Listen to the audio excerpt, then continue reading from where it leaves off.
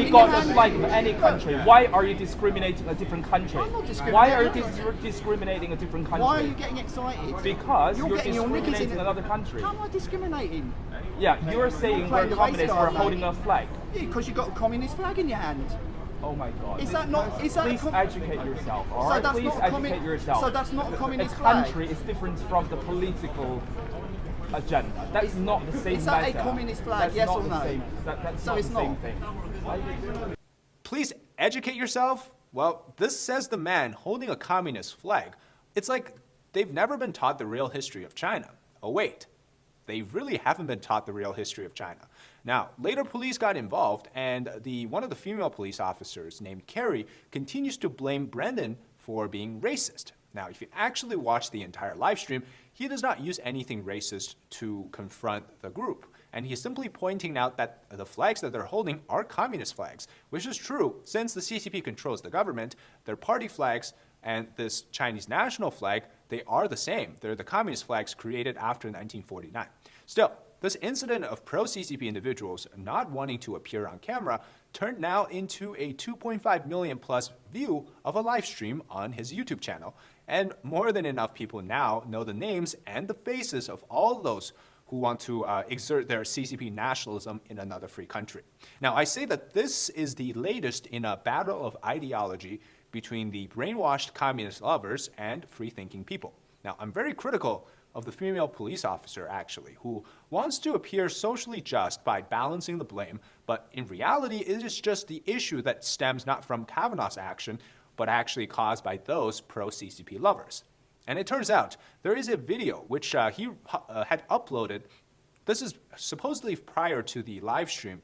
And this video here, you see that, now of course we can't really find the exact time, or was this happening before or after, but just based on the interaction and the details here, it seems that Brendan and two of the pro-CCP people, they were actually doing some nice engagements before the actual live stream video that I've been basing off of. And you see the lady here, her name is Adelina. And Brendan actually was laughing with her and joking about some things. And it seems that once the other two people arrived, the situation changed. And somehow it became an issue when they were filmed. And so I'm thinking that there's likely some type of a lead in the organization that's doing this pro-CCP TV shoot and was more careful about it. Now, here, Brendan asked the lady if she plays. She defers to the man in the coat, who then gets to play to the piano and starts to play a piece. And we learned that later, of course, this lady here is named Adelina Ning Zhang, and she is the same one who had the whole flag-touching, apparently sexual assault attempting situation in the actual live stream.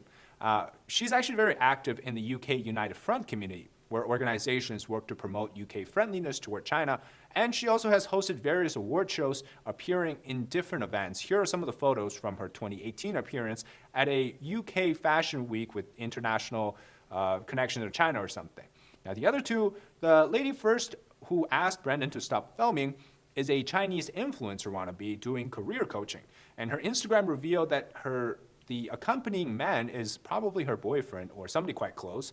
And Ming Ying is her name. She has videos on Chinese social media like Little Red Book, Douyin, and other social media platforms. And then this man who actually shouted at Brendan for touching the red flag is his name is Newton Lung. What a name. The most British possible, I don't want to say stereotypical, but like, you know who we're talking about, like Isaac Newton, and then Lung. It turns out that according to his LinkedIn, he currently works as a consultant for the Financial Times, one of the leading papers in the world, and he's long been involved in foreign language and education in the United Kingdom.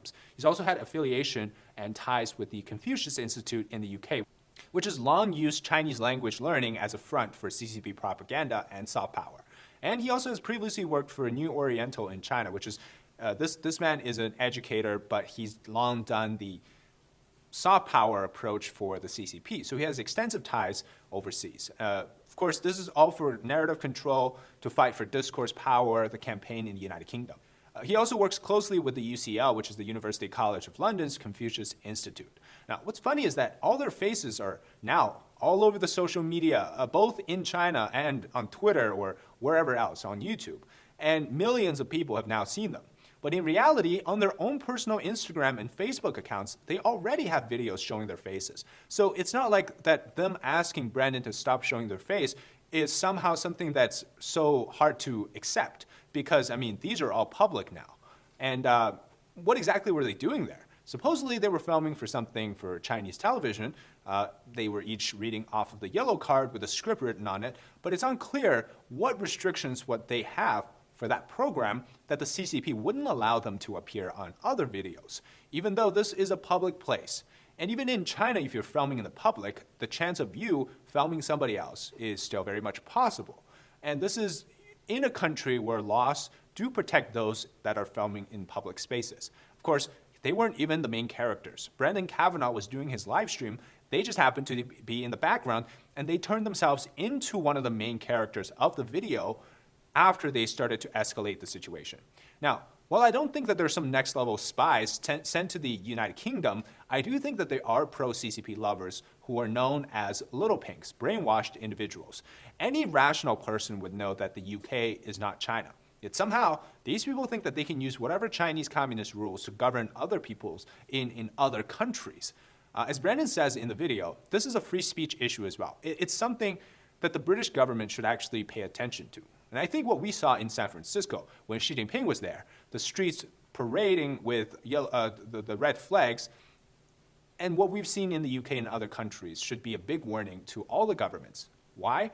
Because unlike other countries, the CCP, the Chinese Communist Party, and the People's Republic of China, they are one entity. The CCP is above the government, and so by waving the Chinese national flag, they are equal to supporting a communist regime. And it's also strange on a psychological level if you think about it. These people, some of them claim to be British citizens, right? They're still embracing communist logics, CCP laws, and CCP ways of doing things, while enjoying the rights and benefits of the British citizenship. Is that somewhat of a twisted irony? I don't know. But just think about this, right? Would it be all right if a British man in China were to tell a Chinese person that they cannot do something because it violates British rights? Probably not. It's called respecting the law of the land, even if it means that's in communist China. By that same logic, in Britain, filming in public places means you can't get in the shot. I'm again shocked that the cops are doing the bidding of the CCP. They claim that Brendan was just being racist, that he was being insensitive to the upcoming Chinese New Year, when whatever he was saying was just being truthful.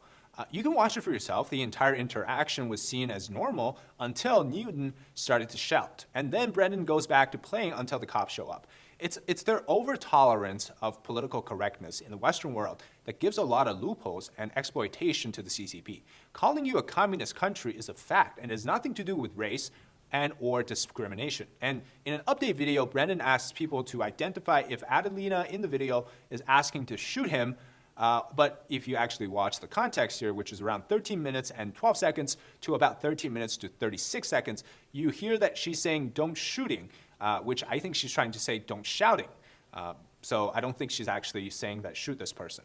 But if the story makes it large in China, it's going to cause a massive reporting streak against Brendan's channel. Of course, this is all going to be done by other pro-CCP trolls. And my advice for Brendan is that next time he wants to live stream in a place like this, place a toy like Winnie the Pooh or some sort of a 8964 number sign on the piano on your live stream. It's going to get you to minimize the amount of harassment you're going to face, because those videos, if they make it on Chinese platforms, will be immediately banned, because in China, having those symbols is considered a sensitive issue. So you save yourself a lot of trouble online with the CCP trolls.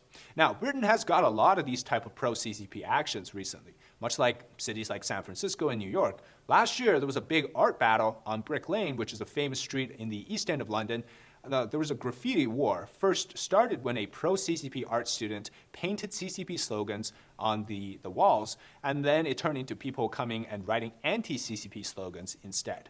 Now, a bit before that, there was the Chinese consulate in Manchester. They were attacking pro-Hong Kong demonstrators, attempting to drag one of them into the consulate. And there's also many cases of pro-CCP college students in the UK attacking democracy protesters.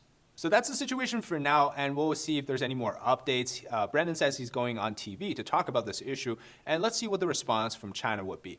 All right, that's it today for the episode on a British pianist being verbally attacked and interrupted from his live stream session because some pro-CCP supporters were in the background. And that's pretty much it. If you enjoy the content, leave a like, comment below your thoughts, and subscribe to our channel. Until next time, bye-bye.